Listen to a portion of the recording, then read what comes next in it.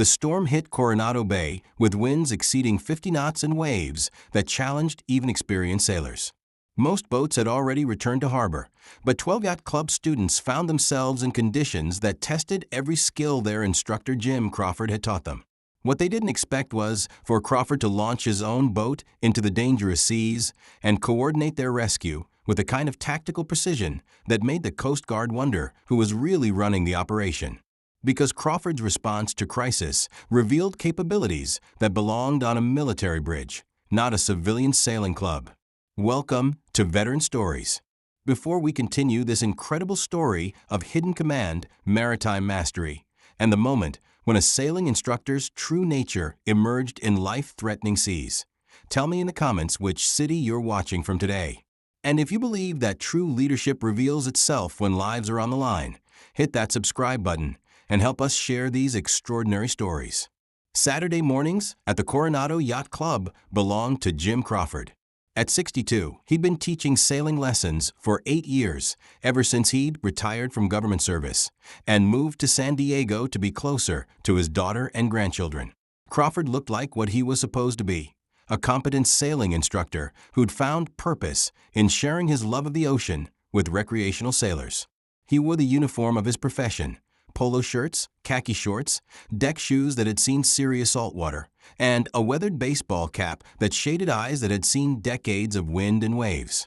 His students ranged from wealthy retirees seeking a new hobby to teenagers whose parents thought sailing would teach them discipline and responsibility.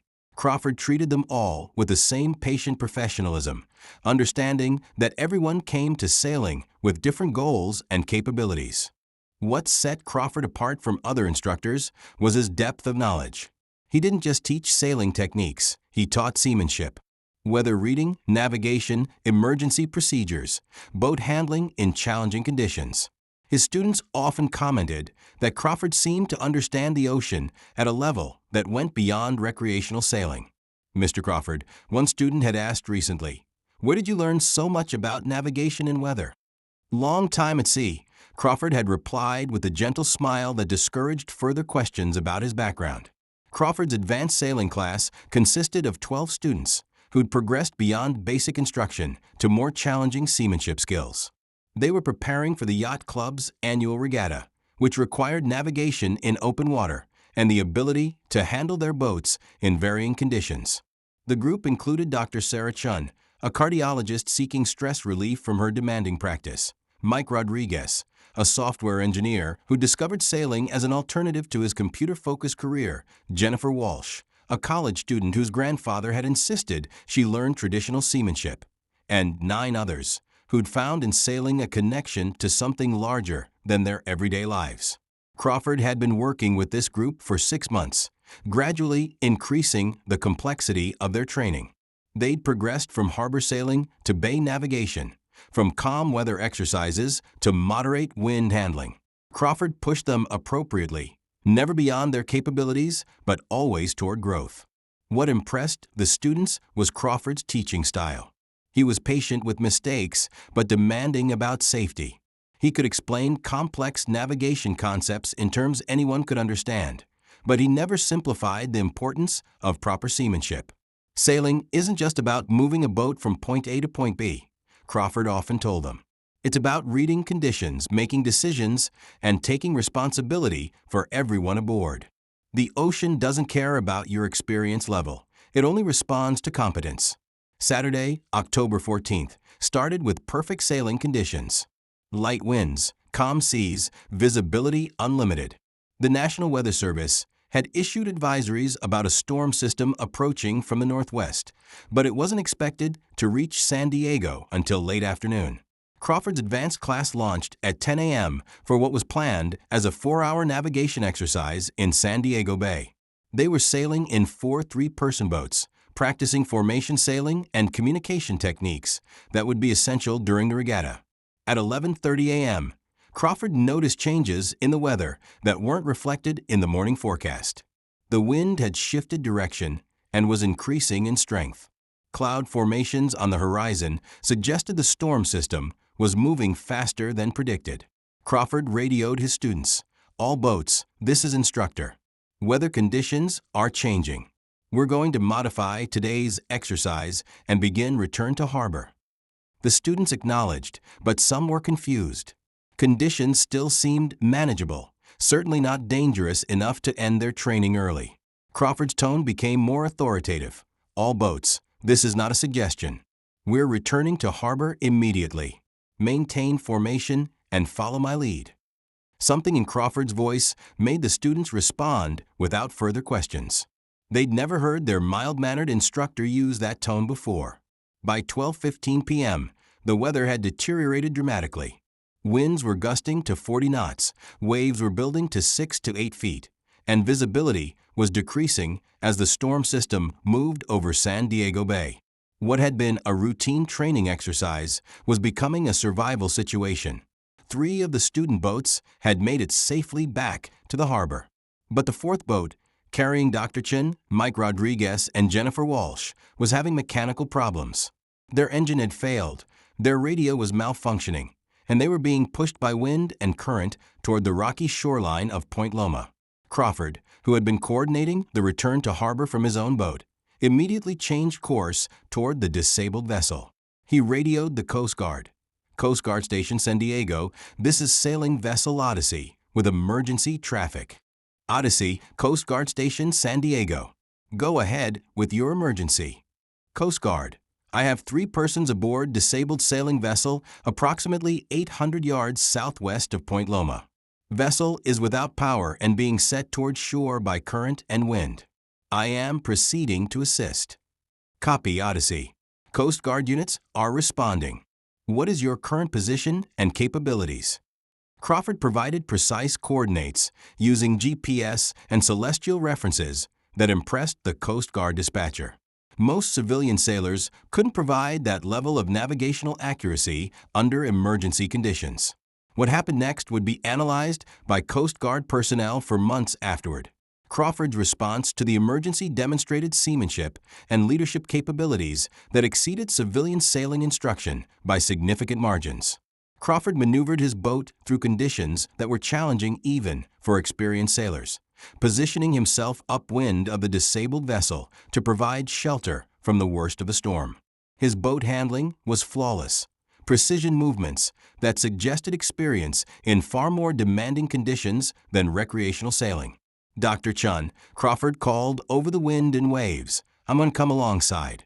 When I give the command, you and your crew are going to transfer to my boat, one at a time, exactly as I direct.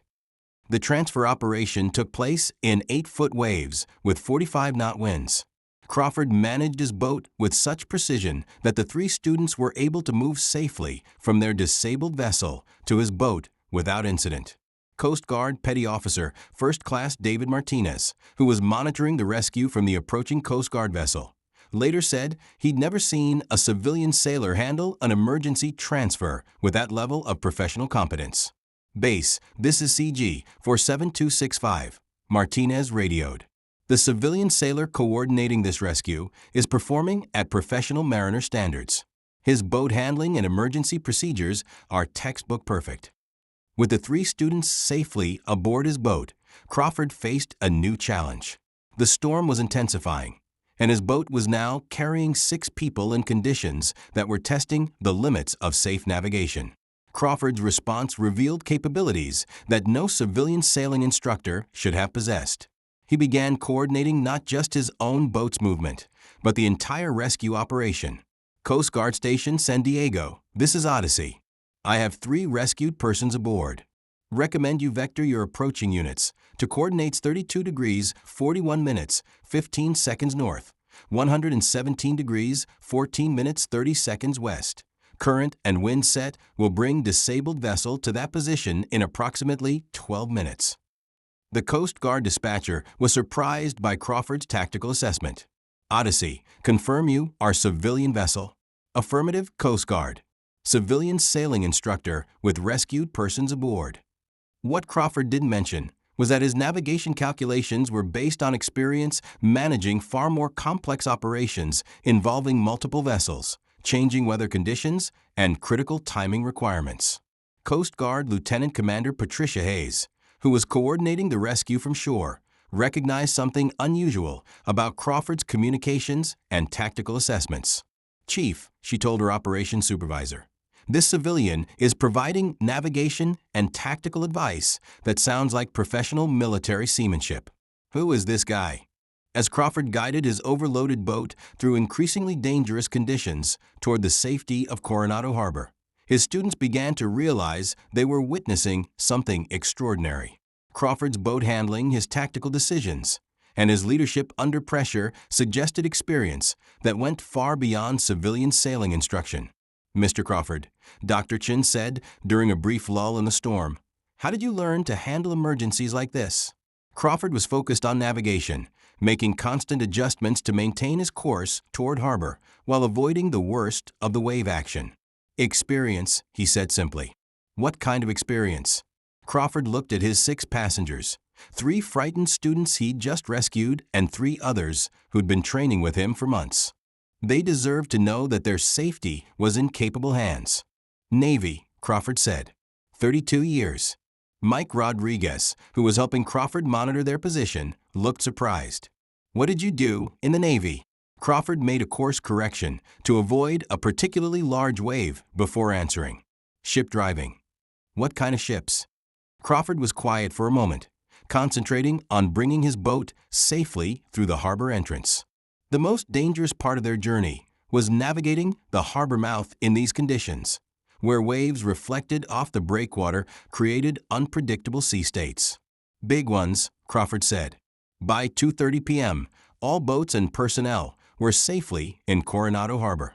The Coast Guard had recovered the disabled sailing vessel, and Crawford had delivered his students without injury despite conditions that had challenged even the Coast Guard rescue boats. Lieutenant Commander Hayes met Crawford at the dock as he was securing his boat and helping his students ashore. "Sir," she said, "I'm Lieutenant Commander Hayes, Coast Guard Station San Diego. I coordinated the rescue operation from shore." Crawford looked up from coiling dock lines. "Yes, ma'am. Thank you for your response. Everything worked out well." Hayes studied Crawford's face, his bearing, the way he'd naturally fallen into military courtesy despite being in civilian clothes. "Sir, I need to ask about your background. Your navigation accuracy, your tactical assessments, and your emergency boat handling exceeded civilian standards by significant margins." Crawford finished securing his boat before responding. "I had some experience with maritime operations." "What kind of experience?" Crawford looked at Hayes, recognizing another naval officer even though she was in Coast Guard uniform. "Aircraft Carrier Command, USS Carl Vinson and USS Theodore, Roosevelt." Hayes felt her breath catch. Aircraft carrier commanders were among the most elite officers in the Navy, responsible for managing operations involving 5,000 personnel and billions of dollars in equipment. "Sir, what was your rank at retirement?" "Rear Admiral." The news that their sailing instructor was a retired Rear Admiral who'd commanded nuclear aircraft carriers spread through the yacht club community within hours. Crawford had been teaching basic sailing skills to recreational sailors while carrying the experience of someone who'd managed some of the most complex military operations on Earth. Dr. Chen approached Crawford the following week during their regular Saturday lesson. "Admiral Crawford," she said, "I wanted to thank you for saving our lives last Saturday. But I also wanted to ask why you never mentioned your Navy background." Crawford was rigging a sailboat for their lesson, checking every line and fitting with the attention to detail that now made perfect sense to his students. "Because I'm not an admiral anymore," he said. "I'm a sailing instructor. Your safety depends on my ability to teach you seamanship, not on my previous assignments." "But your experience." "My experience helps me be a better teacher. But every student needs to learn the same fundamentals, whether their instructor commanded aircraft carriers or taught himself to sail from books." Jennifer Walsh, who'd been one of the students rescued during the storm, joined the conversation. "Sir, knowing your background makes me understand why your classes are so thorough. You taught us navigation and emergency procedures like our lives might depend on them." Crawford looked at her seriously. "Your lives do depend on them. The ocean doesn't care about your instructor's qualifications. It only responds to your competence and preparation. Word of Crawford's background attracted new students to his sailing classes, but he insisted on maintaining the same standards and approach he'd always used. The difference was that now his students understood why those standards were so demanding. "Admiral," one new student asked, "can you teach us the kind of navigation techniques you used on aircraft carriers?" Crawford was patient with these questions, but firm about maintaining focus on civilian seamanship. "Son, aircraft carrier navigation involves systems and resources you don't have on a sailboat. But the principles are the same. Know your position, understand your environment, plan for contingencies, and never assume conditions will remain static." Crawford began incorporating lessons from his naval experience into his sailing instruction, but always in the context of civilian seamanship. Weather analysis techniques developed for naval operations. Navigation principles used in managing carrier strike groups. Emergency procedures refined through decades of operational experience. His students learned that the attention to detail Crawford demanded wasn't perfectionism. It was professionalism applied to an environment where small mistakes could have serious consequences. 2 years after the storm rescue, Crawford's sailing program had become one of the most respected in Southern California. Students traveled from across the region to learn seamanship from someone whose experience encompassed both recreational sailing and professional naval operations. Crawford accepted visiting instructor positions at the Naval Academy and the Coast Guard Academy, teaching navigation and seamanship to future naval officers. But he always returned to his civilian students at Coronado Yacht Club. "Why do you prefer teaching civilians?" a Naval Academy instructor asked during one of Crawford's visits. Crawford watched midshipmen practice navigation exercises on the Severn River before answering. "Because civilian sailors choose to be on the water. They're not following orders or completing assignments. They're pursuing something they love, and they need to understand that their safety depends entirely on their own competence." But surely teaching future naval officers is more important. Crawford smiled. "Every person who learns proper seamanship makes the ocean safer for everyone who shares it. Whether they're commanding aircraft carriers or sailing dinghies on weekends, the fundamentals of good seamanship are the same." 3 years after the storm rescue, Crawford received an invitation that surprised him. The Navy was establishing a new award for excellence in maritime education, and they wanted him to be the first recipient. The ceremony was held at the Naval Academy, attended by current and former naval officers who understood Crawford's contributions to both military and civilian seamanship education. This award recognizes individuals who embody the highest standards of maritime expertise and education, said the Chief of Naval Operations during the presentation. But more than that, it recognizes the principle that seamanship knowledge serves everyone who ventures onto the water. Crawford accepted the award wearing a simple business suit, maintaining the same understated dignity that had characterized his civilian teaching career. After the ceremony, a young Naval Academy midshipman approached him. "Sir, I heard about your rescue operation in San Diego. I'm planning to request carrier duty after graduation. Do you have any advice?" Crawford looked at the earnest young officer. "Understand that command isn't about having the biggest ship or the most advanced equipment. It's about taking responsibility for everyone who depends on your decisions. Whether that's 5,000 sailors on a carrier or 3 civilians in a disabled sailboat." 5 years after the storm rescue, Crawford continued teaching sailing at Coronado Yacht Club.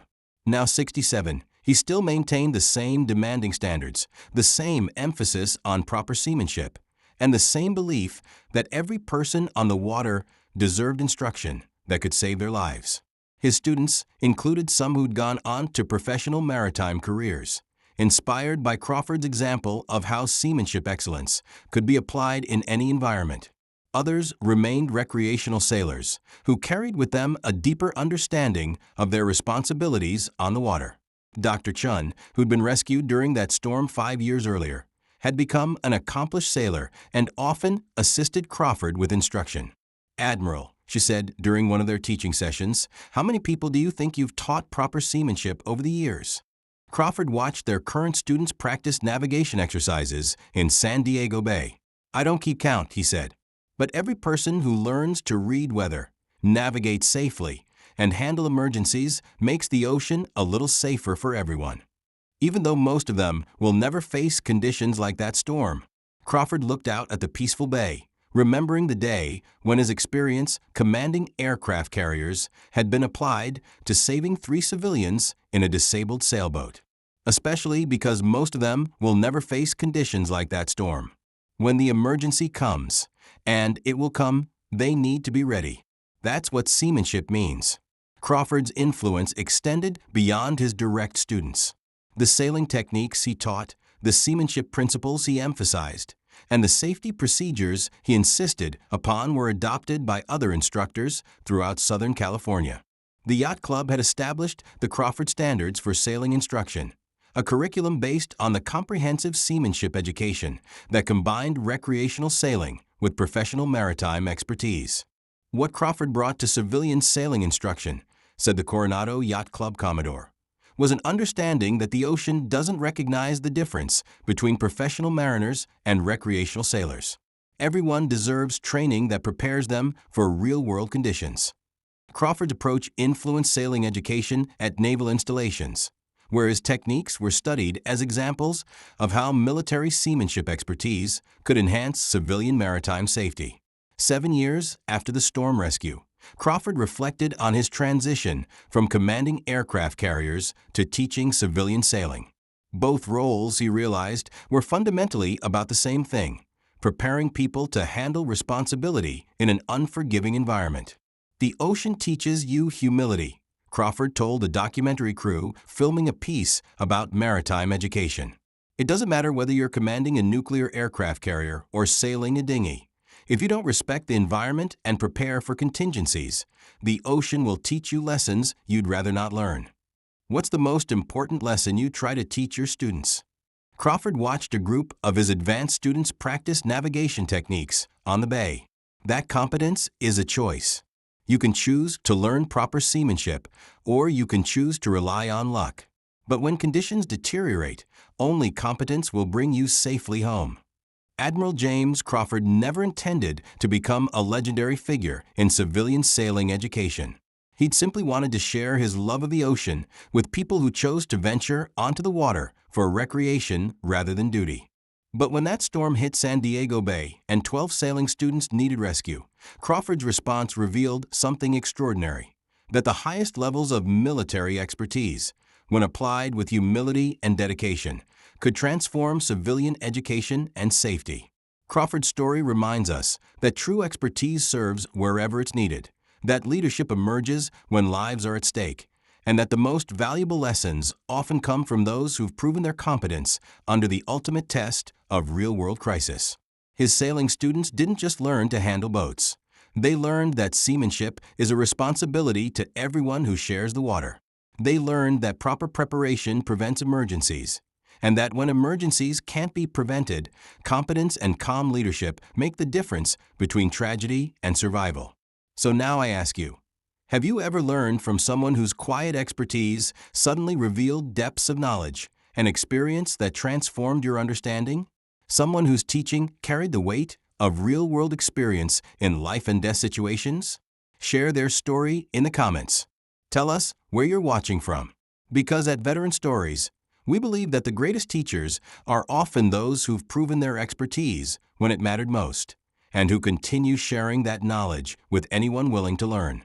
Subscribe as stories like this matter to you. Because every community has instructors like Admiral Crawford, experts who've moved beyond seeking recognition to simply ensuring that others are prepared for whatever challenges they might face.